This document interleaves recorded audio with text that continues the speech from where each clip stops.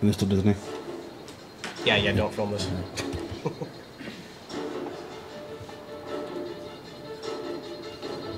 So this is about 3 months of work and about 3 different artists. I acted pretty much as cinematographer on this.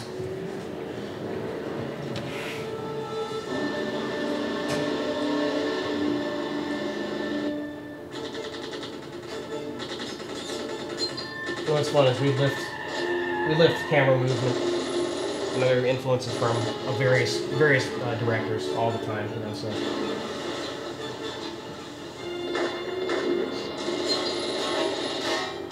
And this is Earth 1. That's Earth 2. Lock us down.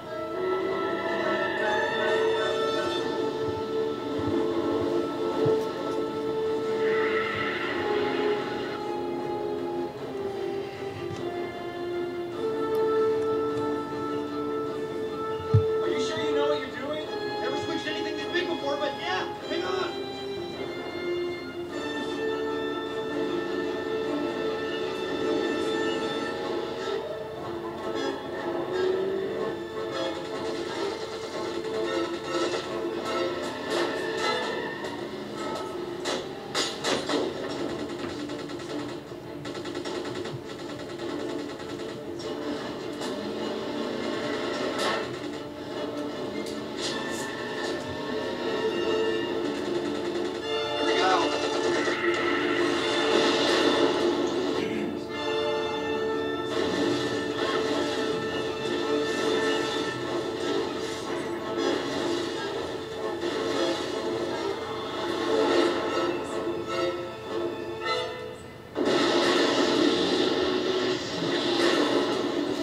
Truck spinning through the 4th dimension.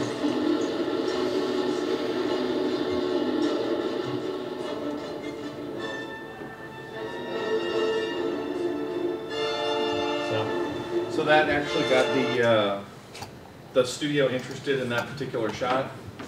No, that scared the studio off actually. and the visual effects supervisor saw that last shot. So yeah, I mean, but it sounds like you guys do this a little bit on your. I mean, you have some creative license and some. Oh yeah, no, we have a lot of creative license when we do this. But is that good, or is that, do they want you to push the envelope, or not? No, the thing with working Sorry, with. what? I have a question actually. Oh yeah. How much did that cost the studio to produce that? Is that quick little? Well, it didn't cost the studio anything. When the position of the pre-production that I work in, basically we're trying to get the studio to give us money. So usually it's like, in this case it was like David Goyer and his producers. He was friends with David Heyman who produced the Harry Potter movies, and so he was going to jump on this. And those guys get funding. They have their people to fund them. They get independent funding just to pay us to produce artwork and everything to basically sell this movie to the studio. Because without you guys, without this pre-production part of it, then he would have to take this as a storyboard to the studios, and they would have to see this. And that's what he did. He would take this to the Disney executives and say, here's a couple examples of what I was thinking of, for this project. He would pitch them a synopsis of the story, the complete story, and say, okay, here's some eye candy for you. Here's an estimate of how much it might cost.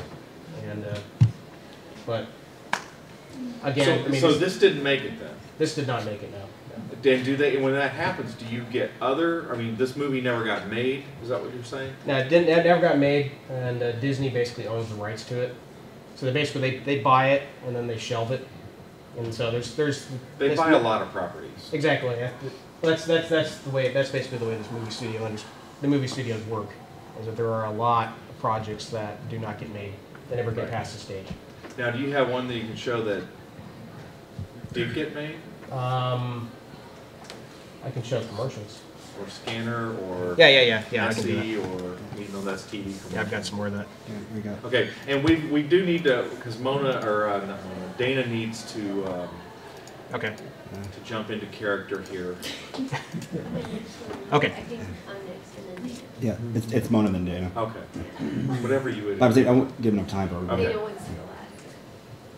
Okay. I'll just speed things up here. I'll just pass up a few things. So I was approached soon after, I worked on a scanner darkly by a studio called Method. And they'd produced a bunch of Sierra Mist and 7-Up commercials that were really popular. And so they did one with a Toyota Tacoma, and they needed me to design the Loch Ness Monster.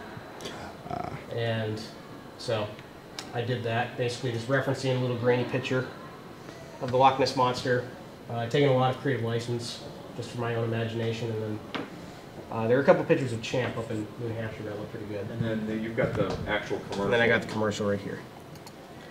Which some of you may have seen. Over 1,000 people insist they've seen something on Loch Ness. And yet when science is applied, like this is what's going on? Do you see that? There.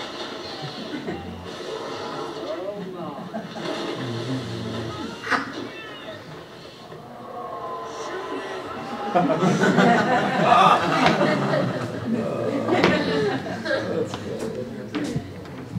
So that was fun. The commercial work is really interesting because you don't have a lot of time to explore, because usually commercials are made within about 3 weeks period of time. So they shoot the commercial, and then they have to do the visual effects work all within that condensed period of time. And what happens is you actually have to be like on your A game. So you have to put out your best work like in the first shot. So it's more challenging, but it hones your skills considerably.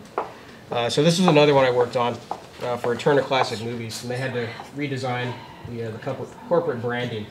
So they showed this little movie, which is based entirely on Edward Hopper paintings. So these are basically just some quick examples of reference that I had to reference in order to come up with the texture work. Because basically all they did is, as you can see here, they would send me 3D models that were just as plain as that, and then I would have to turn it into stuff like on the left side. So I basically used 2 different painting programs, Adobe Photoshop and one called ArtRage. And I would create kind of a grungy oil painting effect. And then they would just take those textures, slap them back onto the 3D models, and then animate that.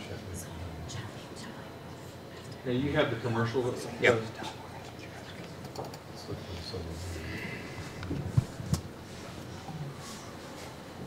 And this played for quite a while, if I remember right. I'm told it's still on. I haven't seen it. I guess I just don't watch the channel enough. And then after the fact, they were so rushed, they just grabbed some stock video of people and just did a quick After Effects effect on them. So basically everything in there is flat 2D. And they just manipulated it after the fact. Nice. Very cool.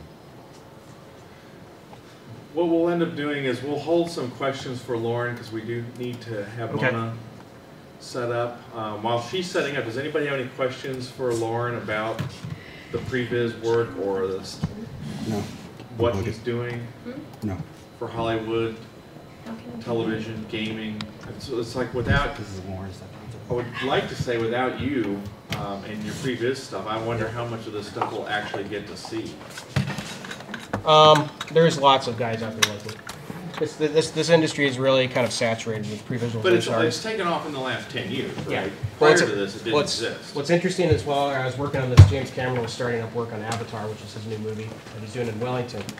And using technology that he's created, it's more or less stereo 3D effect with the camera that he's also built.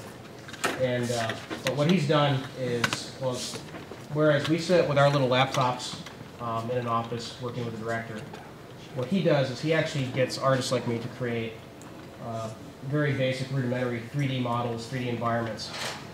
And then that's already in the computer. And then he can walk around with this little monitor and actually film the movie on a set with the actors who are doing motion capture, like the way they created Gollum in the Lord of the Rings movies. Right. And basically, so he can walk into a stage that's basically marked like this. And the actors will be wearing jumpsuits with little dots on them. They have the infrared cameras that basically capture their performance. But he can walk around with a camera that's about a monitor basically like that.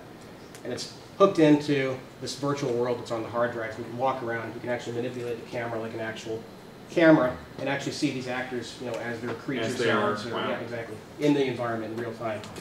And so basically, what he's done is essentially erased